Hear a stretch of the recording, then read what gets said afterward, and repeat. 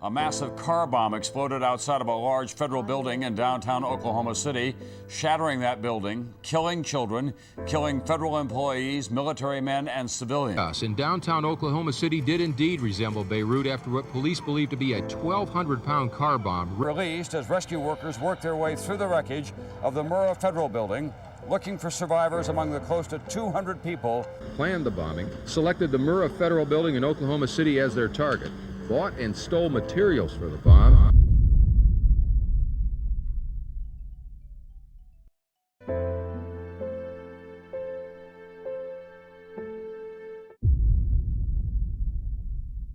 Aujourd'hui, nous plongeons dans les pages sombres de l'histoire américaine pour examiner la vie et les actions de Timothy McVeigh, un homme dont le nom est associé à l'un des actes terroristes intérieurs les plus dévastateurs des États-Unis.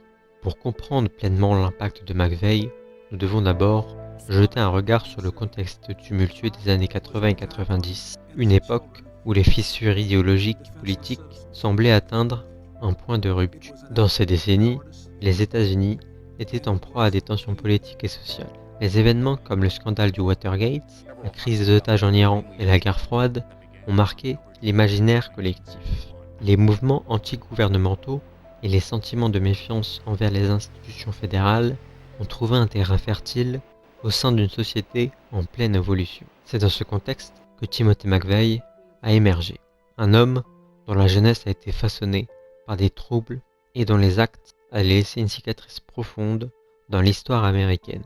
Ainsi, préparez-vous à un voyage dans le temps pour comprendre les forces qui ont contribué à la montée de McVeigh et à l'attentat qui a secoué la nation.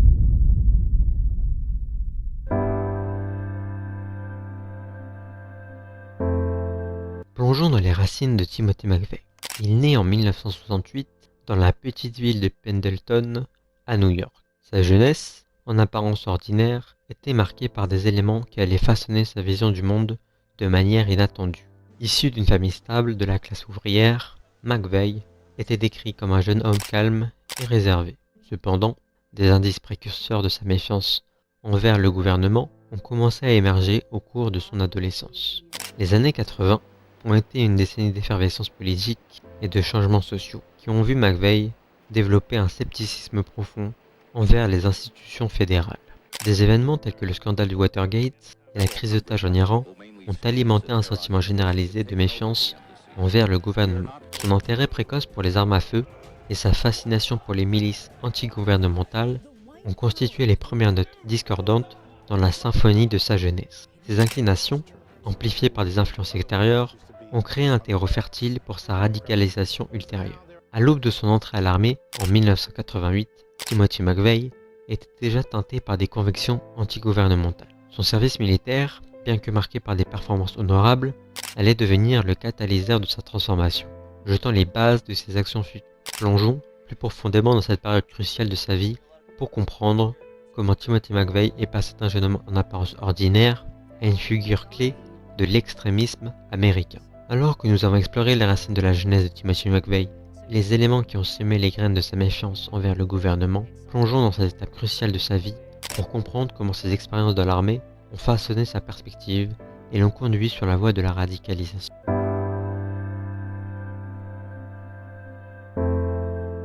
L'année 1988 marque le début d'un chapitre significatif dans la vie de Timothy McVeigh. Alors qu'il s'engage dans l'armée américaine, son service, au départ, semble conforme aux aspirations patriotiques et aux engagements honorables. Cependant, la réalité du terrain de la guerre du Golfe allait profondément influencer son parcours. McVeigh, déployé pendant la guerre du Golfe en 1991, a été exposé aux horreurs du conflit. Les expériences traumatisantes du champ de bataille, la perte de camarades et la perception de l'apathie du gouvernement envers les anciens combattants ont creusé davantage le fossé entre McVeigh et les institutions fédérales. Son engagement initial envers le service militaire, teinté d'un patriotisme sincère, a commencé à se transformer en un ressentiment profond envers le gouvernement. Le tournant décisif a été le siège de Waco en 1993, un épisode qui a profondément choqué McVeigh. La confrontation entre les autorités et les membres de la secte de David Koresh a déclenché en lui une colère croissante. McVeigh percevait cet événement comme une illustration flagrante des excès du gouvernement fédéral, une validation de ses craintes les plus profondes. En quittant l'armée en 1992, McVeigh avait subi une transformation remarquable. Les idéaux patriotiques qui l'avaient initialement motivé avaient cédé à la place à une vision teintée de cynisme et de désillusion. Comment son service militaire, marqué par le sang et la tragédie, a-t-il contribué à radicaliser McVeigh? C'est ce que nous allons explorer dans cette troisième partie, en plongeant au cœur de sa transformation au sein de l'armée américaine.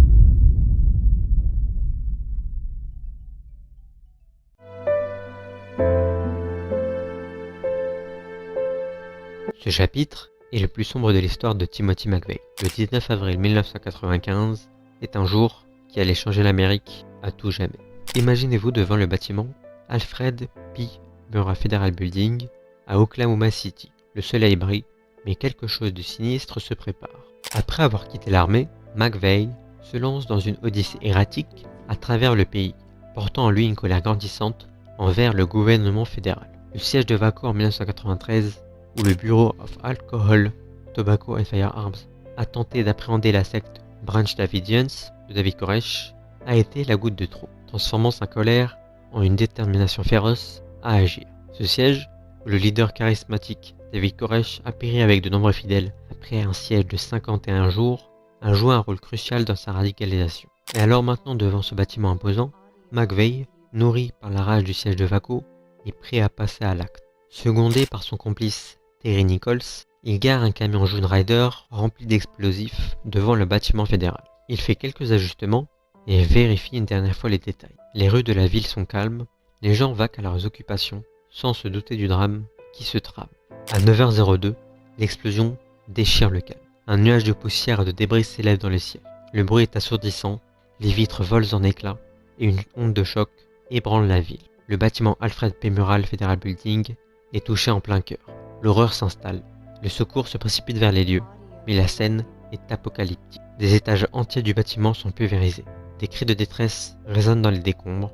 178 personnes perdent la vie, dont 19 enfants dans une crèche située à proximité. Des centaines d'autres personnes sont blessées, physiquement, mais surtout émotionnellement. Les médias affluent sur le lieu, retransmettant en direct l'ampleur du désastre. McVeigh, quant à lui, a déjà pris la fuite, laissant derrière lui une nation sous le choc. C'est un moment qui va marquer l'Amérique à tout jamais, un moment où la terreur intérieure devient une réalité brutale.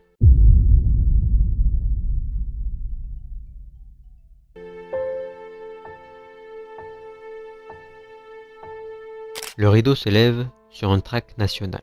Timothy McVeigh, le visage désormais connu de tous, est traqué sans relâche. Les autorités resserrent leurs étaux et finalement, il est appréhendé. L'enquête qui suit expose les méandres de sa planification minutieuse et les motivations derrière l'attentat qui a secoué l'Amérique. La chasse à l'homme s'intensifie. Les forces de l'ordre mobilisent des ressources considérables, suivent des pistes et examinent les moindres indices. C'est dans une station-service de Perry, dans l'Oklahoma, que le dénouement se produit. Le 21 avril 1995, seulement 2 jours après l'attentat, McVeigh est appréhendé par un policier vigilant pour un simple excès de vitesse, ignorant alors à ce moment-là qu'il a capturé l'un des criminels les plus recherchés de l'histoire des États-Unis. Le calme apparent de McVeigh lors de son arrestation contraste avec l'effroi qui persiste dans l'esprit du public. Les enquêteurs se plongent dans son histoire, dévoilant les mécanismes d'une planification méticuleuse et des motivations profondément ancrées dans une haine grandissante envers le gouvernement fédéral. Le procès qui s'ensuit devient un véritable spectacle médiatique. McVeigh, regard imperturbable, fait face à 11 chefs d'accusation, dont le meurtre de 8 agents fédéraux. Témoignages poignants, preuves accablantes, la salle d'audience devient le théâtre d'un drame judiciaire captivant. La nation tout entière attend le verdict. Le verdict tombe et il est sans appel. McVeigh est reconnu coupable de 11 chefs d'accusation, dont le meurtre de 8 agents fédéraux.